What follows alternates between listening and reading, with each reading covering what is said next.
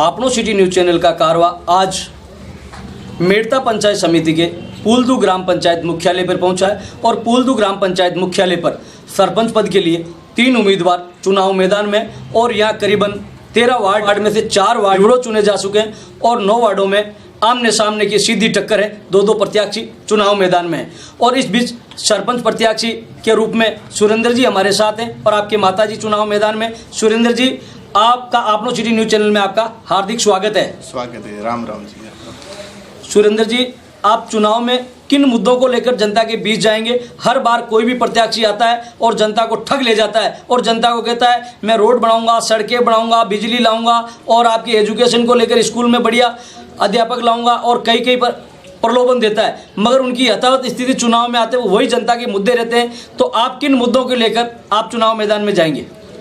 मेरा सबसे पहला मुद्दा रहेगा, मेरे गांव आज इतना पुराना काफ़ी टाइम से है, लेकिन गांव में एक प्राथमिक सामुदायिक स्वास्थ्य केंद्र है ही नहीं मेरे गांव में। सबसे बड़ी है कि हॉस्पिटल की गांव में सबसे बड़ी समस्या है।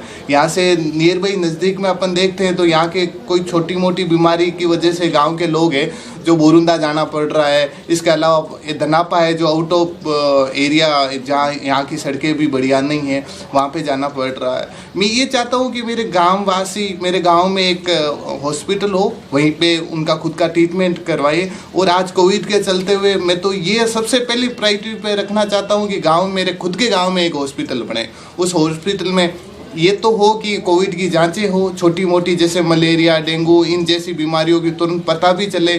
और आज जैसे नॉर्मली लक्षण खांसी बुखार, ये इन चीज़ों को गांव वाले नॉर्मली ले लेते हैं। तो ये मैं ये चाहता हूँ कि गांव में एक मेरा हॉस्पिटल हो। गांव के जो भी गरीबी रेखा से नीचे लोग हैं, जो जिनके पास में गाड़ी घोड़े हैं नहीं, वो लोग यहाँ पे आके इलाज करवाए। इसके अलावा मेरा दूसरा सबसे बड़ा ये लक्ष्य रहेगा कि गांव में मैं एक बैंक लूँ।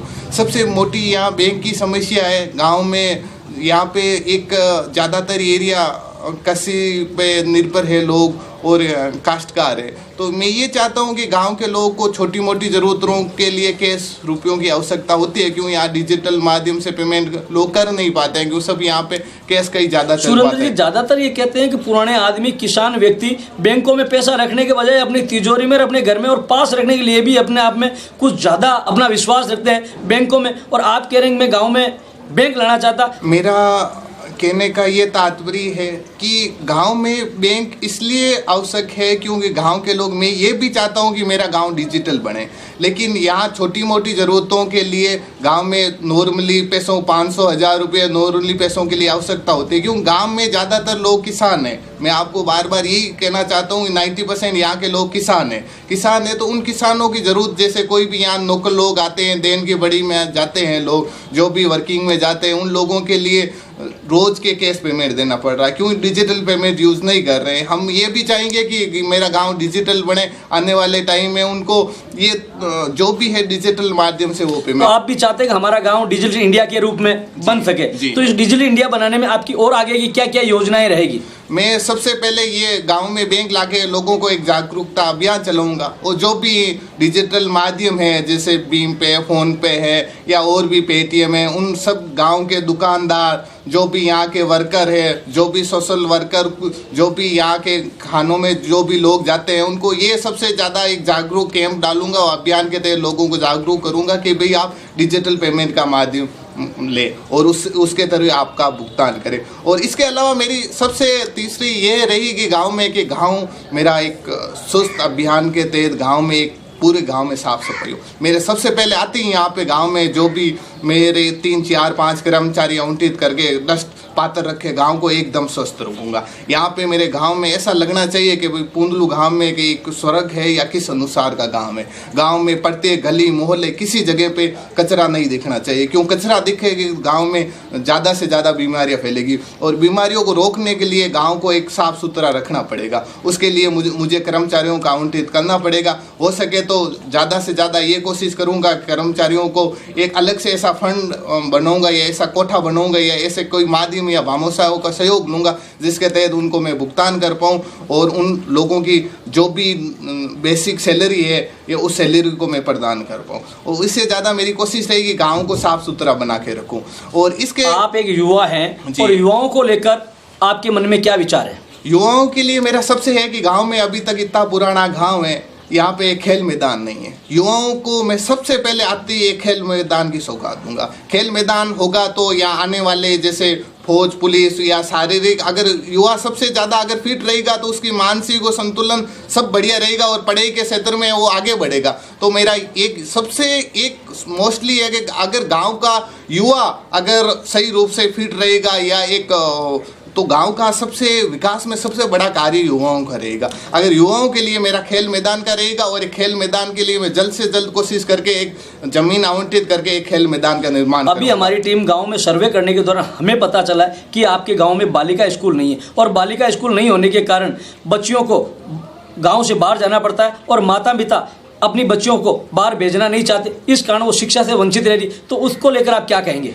मेरा बालिकाओं के लिए भी एक प्लान सोच रखा है। उस प्लान के तहत मैं बालिकाओं के लिए स्कूल के लिए एक अलग से गांव में एक ज़मीन आवंटित करूंगा और एक बालिकाओं के लिए एक सीनियर स्कूल के लिए प्रबंध करूंगा, क्योंकि यहाँ नियर बाई कोई नज़दीक में कोई बड़ी गवर्नमेंट स्कूल भी नहीं है जिसके वजह से बालिका कहीं दूर जा सके। और कहीं गाँव में मेरे ज़्यादातर बालिकाओं के लिए एक ही स्कूल जो कॉमन रख रखा है, मैं चाहूँगा कि वो एक अलग स्कूल हो और स्कूल के लिए ज़मीन आवंटित करके जल्द से जल्द मैं शिक्षा विभाग से ये मांग करूँगा कि भाई जल्द से जल्द हमारे गांव में एक स्कूल प्रोवाइड हो। और इसके अलावा मेरा दूसरा और रहेगा कि यहाँ एक विज्ञान श्रृंखला के लिए यहाँ स्कूल नहीं है, मतलब आर्ट्स फैकल्टी के लिए यहाँ पे है। तो यहाँ के जो भी भवन है उन भवनों का मैं हो सके तो भावनाओं से सहयोग से या शिक्षा विभाग के सहयोग से मैं उनको नवनिर्माण करवा के एक फैकल्टी लाने की कोशिश करूंगा। नागौर जिले में एक हमेशा ये चर्चा रहती है चुनावों के समय कि नागौर जिले में चुनाव लट बल या धल बल के साथ जीता जाता है, क्या इस प्रकार की सच्चाई है? ये बिल्कुल भी सच्चाई नहीं है। मैं ये मानता हूँ कि ज़्यादा से ज़्यादा अगर किसी गांव का सरपंच शिक्षित बनेगा, अगर उसकी अच्छी लाइजिंग होगी या सब लोगों से अच्छी कॉम्बिनेशन अच्छा होगा तो वो गांव वालों की समस्या भी सुन पाएगा और इसके अलावा गांव में ज़्यादा से ज़्यादा विकास करेगा। धन बल या किसी प्रकार के प्रलोभन से अब दुनिया आने वाली है नहीं। वो सब लोग आज समझदार, गांव के जो भी मेरे युवा वर्ग है, जो भी मेरे पुराने लोग हैं, वो सब समझदार हो चुके हैं। धन बल के आधार पर नए चुनाव जीता जा सकता है और नए जीतना किसी भी अगर आदमी के दिमाग में ये है कि वे धन बल के आधार पर जीते, उनकी सोच गलत है। मैं तो यही चाहता हूँ जी जिनको वोटिंग करनी चाहिए, जिनको वो गांव के विकास में काम कर सके। हर व्यक्ति ये चाहता है कि हमारा सरपंच, हमारा नेता, हमारा प्रतिनिधि कम से कम एजुकेशन से पढ़ा लिखा हो और कम से कम विकास कराए, मगर जैसे ही चुनाव आते हैं और नॉन जाट इस प्रकार की मानसिकता क्यों और इस प्रकार की लोगों की चर्चा आती है, इसके पीछे क्या कारण है, क्यों आ रही है? इसके पीछे गांव के जो कुछ चुनिंदा लोग हैं जो ऐसा माहौल क्रिएट करते हैं, उस माहौल की वजह से लोगों को ये लगता है कि जातिवाद के तहत अपन वोट बैंक ले लेते हैं। लेकिन ये मैं तो यही कोशिश करूँगा कि गांव के लोगों को अगर सरपंच बना या ना बना तो विकास करके ये बताऊंगा कि भाई जातिवाद कोई चीज़ है ही नहीं। जातिवाद के बिना ही गांव में विकास हो सकता है और जातिवाद के बिना ही कोई सरपंच बन सकता। और मेरे गांव वालों से हाथ जोड़ के यही विनती है कि जातिवाद को बढ़ावा ना दे, बढ़ावा विकास को दे। विकास अगर होगा तो गांव डेवलप होगा, गांव डेवलप होगा तो एक राजस्थान में एक ऐसी पूंदलू ग्राम पंचायत होगी जिसका नाम आज भी चुनिंदा ग्राम पंचायतों होगा। मेरे गांव का ये है कि मैं एक आदर्श ग्राम पंचायत पूंदलू को बना के रहूँगा। ये थे पुलदू ग्राम के सरपंच प्रतिनिधि सुरेंद्र जी। आप युवा हैं, पढ़े लिखे हैं और शिक्षित हैं, और शिक्षित व्यक्ति की किस प्रकार से अपनी बात होती है, शिक्षित व्यक्ति अपनी बात को किस प्रकार रखते हैं और शिक्षित व्यक्ति का क्या प्लान होता है, आपने सुना होगा कि जातिवाद के बलबूते पे, लट के बलबूते पे या धन के बलबूते पे जो चुनाव लड़ते हैं वो हमेशा दागी होते हैं और वो हमेशा दूसरी जब आती है तो हर व्यक्ति उसके नाम को लेकर अपने आप में विभिन्न प्रकार की चर्चाएं होती है और किसी व्यक्ति को दिल और विकास के नाम पर और मन जीत कर और गांव में विकास करके हर छोटे और मोटे की ऊंच और नीच का भरोसा हटाकर हर जातिवाद का छोटा मोटा न समझकर उसको अपना बराबर का समझकर उसको साथ लेकर चले तो इस गांव का विकास होता है। और सुरेंद्र जी का यही कहना है कि मैं गांव में किसी व्यक्ति को छोटा ने बड़ा समझूंगा, मेरे भाई और बहन की तरह समझकर इस गांव का विकास करूंगा। जिस प्रकार शहरों में विकास होता है उसी प्रकार मैं इस गांव का विकास करूंगा। जिस प्रकार शहरों में अपने आप में एक अलग पहचान होती है तो नागौर जिले में नहीं पूरे राजस्थान में भी मेरी ग्राम पंचायत की ग्रामीणों ने मुझे मौका दिया तो इसका नाम भी एक बार अपने आप में अलग पहचान करने में कामयाब कितनी मिल पाए। और देखना ही होगा कि ये जनता जीत का सेहरा किसको बंधाती है, ये तो आने वाला समय ही बताएगा। आपनो सिटी न्यूज चैनल से तेजाराम लाडनवा, पुलदू। गांव की सरकार कार्यक्रम के तहत आपनो सिटी न्यूज चैनल का कारवा आज नागौर जिले की मेड़ता पंचायत समिति के पुलदू ग्राम पंचायत मुख्यालय पर पहुंचा है। और पुलदू ग्राम पंचायत मुख्यालय 850 साल पहले ये गांव बसा है। इस गांव के दोनों तरफ मंदिर बने हुए हैं और इस गांव में एक ऐसा चबूतरा बना हुआ है जहां पक्षियों के लिए दाना डाला जाता है। और वो दाना इसलिए डाला जाता है कि प्रत्येक ग्राम के हर व्यक्ति की रक्षा हो। और आज इस गांव का हर व्यक्ति अपने अपने क्षेत्र में एक अलग पहचान बनाता जा रहा है, चाहे देश विदेश में भी अपना नाम कमा रहा है, व्यापार क्षेत्र में भी अपना नाम कमा रहा है। ये गांव नागौर जिले और जोधपुर जिले की बॉर्डर पे बसा हुआ है। इस गांव में हर प्रकार की सुविधाएं रही है और 850 साल तक ये गांव पुलदू जो बसा हुआ है, इस पुलदू के अंदर सबसे बड़ी बात रही है नहीं तो यहाँ हॉस्पिटल की पर्याप्त मात्रा में है, पर्याप्त मात्रा में पानी नहीं मिल रहा है।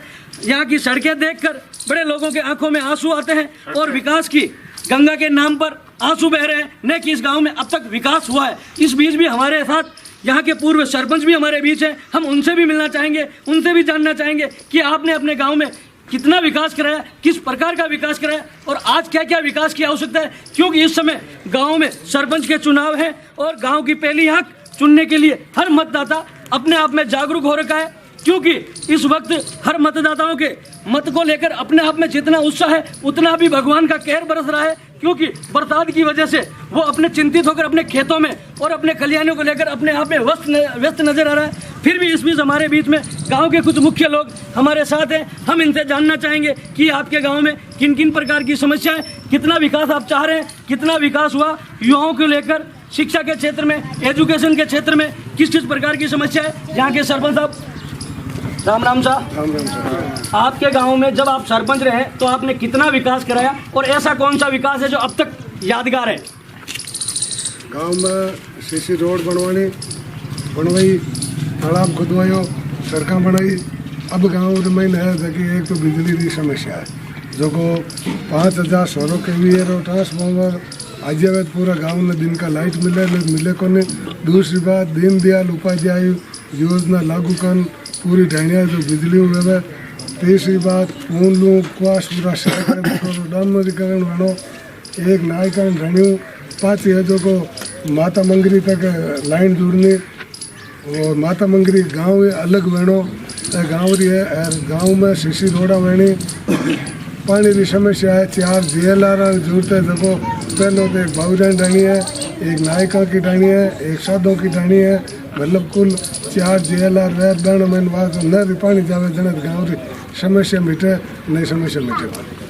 ये थे भाकर राम जी, पूर्व सरपंच। इन्होंने बताया कि अपने समय में और अपने कार्यकाल में आपने कितना विकास कराया। पर सबसे बड़ी बात ये बताई कि यहाँ सबसे ज़्यादा रोशनी की कमी है। क्योंकि हर व्यक्ति लाइट जो है सिर्फ कृषि क्षेत्र की जो लाइट है पर्याप्त मात्रा में इन लोगों को मिलती है। इस कारण शहरवासी, मोहल्लेवासी, गाँववासी और हर मतदाता, हर ग्रामवासी परेशान है। इसके बीच कुछ युवाओं से हम जानना चाहेंगे।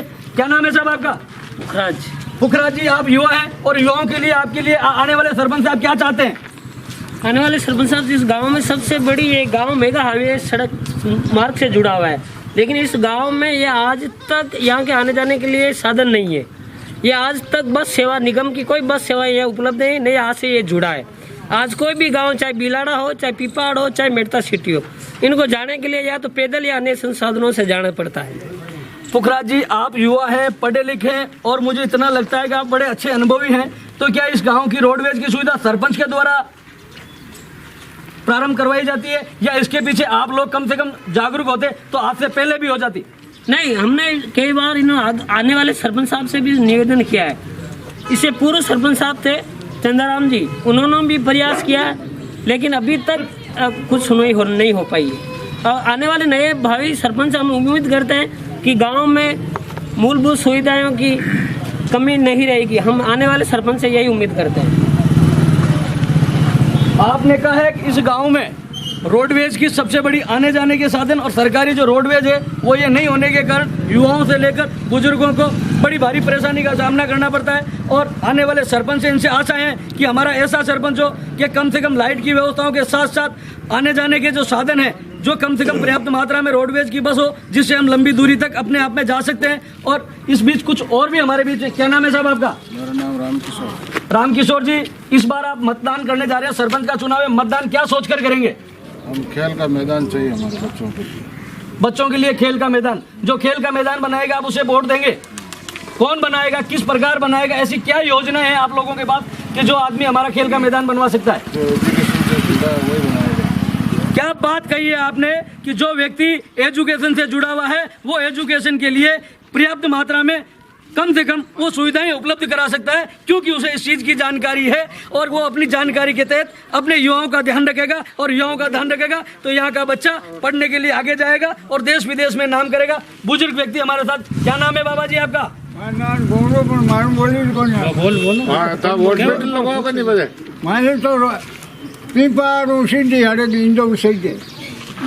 ये बाबा जी हैं, इनकी उम्र देखकर आप पता लगा सकते हो कि इन्होंने अपनी उम्र में कितना दूरी तक चले हैं, किस प्रकार से चले हैं, कैसी स्थिति रही है। मगर इनकी एक ही इच्छा है कि आने वाले समय में पीपाड़ से बोरुंदा के बीच जो सड़क है वो कम से कम बननी चाहिए, जिसमें हम लोगों को समस्या के तहत बहुत जल्दी पहुंच सके, बीमारी का निदान मिल सके और रास्ते में कम से कम साधन हो सके।